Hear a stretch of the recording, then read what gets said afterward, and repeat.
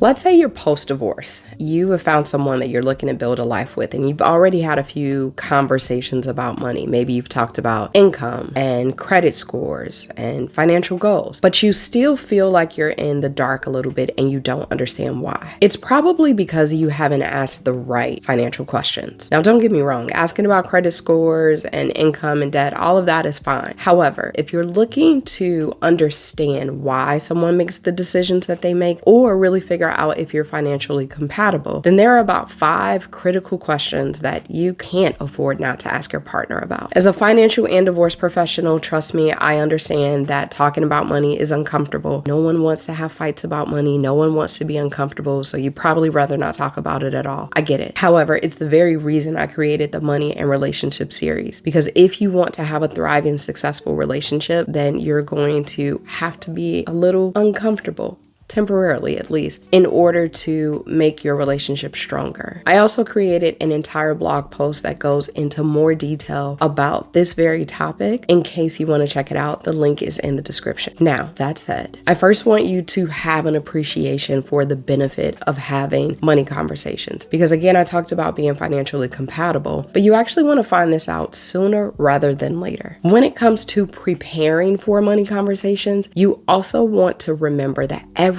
has a money story, including you. And when someone decides to share their money story with you, it can be a very vulnerable experience. It can also be very triggering. And so I am asking kindly that you give them a little bit of grace and have some empathy when they're sharing these very personal stories with you. That said, I also want you to be in a position to ask the right questions. So again, here are the 5 financial questions that you can't afford to not ask your partner about. Question number 1, what's a financial habit of a partner that either impressed you or concerned you? Now, if your partner has been in previous relationships, then they likely have some stories to share with you. However, if they don't have any that are of value and that matter, then maybe they can talk about some things that they are experiencing or seeing with you. And if they're struggling to answer the question, you can reword the question. You might want to ask, what are some red flags that you have noticed in past relationships, or red flags that you noticed pretty early on that scare you? Or you can ask situational questions. For example, what if someone lied to you about how much debt they have? Or what if someone lied to you about how much money they make? What would you do? So that's a way to tackle question number 1 in different ways. Question number 2, what's the biggest money lesson you've learned being in a relationship? Now, it could be similar to question number 1, or it could be different. But this is an opportunity for you to dig a little bit. Talk about or ask questions about how your partner likes to make financial decisions, or the lessons they've learned about making financial decisions jointly versus separately. Or it could be an opportunity to talk about one of my favorite topics, which is financial boundaries. You probably have some things in your head already about your financial boundaries. Those are your, if you do this, then you need to pack your bags. Well, you also need to know what those are for your partner. And maybe there's some lessons that they learned that they can share with you that have helped them create their financial boundaries. Question number 3, what lessons did your parents teach you about money? And it doesn't always have to be about their parents. It could be anyone who raised them and was influential, but there are probably some lessons that they learned growing up. And there's a direct correlation between our money story and our experiences as children. Now, after you ask question number 3, there's a nice segue into question number 4, which is, how did your upbringing shape your views on money and relationships? And it's kind of a 2-for-1, because maybe there are things that they saw from their parents, and maybe there are things that they saw from other people, not necessarily in their household. So you want to try to get that intel as well. And not only are you asking about things that shape their perspective about money, but also when it comes to relationships and how couples manage money. So if their parents were married for a long time, they can pull from some things that they saw. Or if their parents were never married, but there's another couple that was influential to them, then you can hear about those things if you haven't already. And question number 5, how would you approach a conversation, or would you want to be approached about a conversation regarding prenups?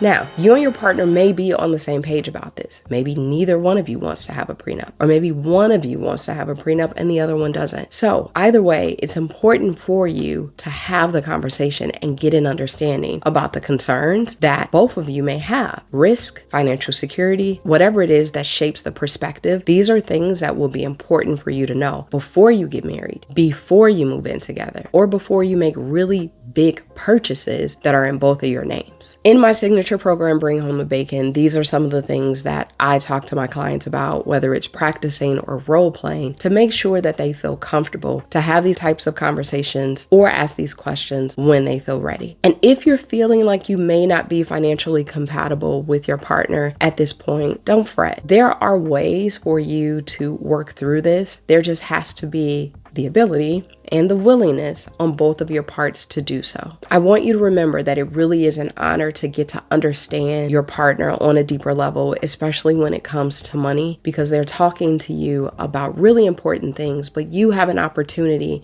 to learn about their values, about their financial philosophies, and their habits, because ultimately this is going to impact and shape your future together as a couple. I am Nikki Tucker with The Firm Approach, and I genuinely appreciate you taking the time to tune into this video. If you haven't already, check out all the videos in the Money and Relationships series. And if there's someone that you know and love in your life that could benefit from hearing this information, then feel free to share it with them. I also welcome you to like and subscribe, and I hope you have a great day.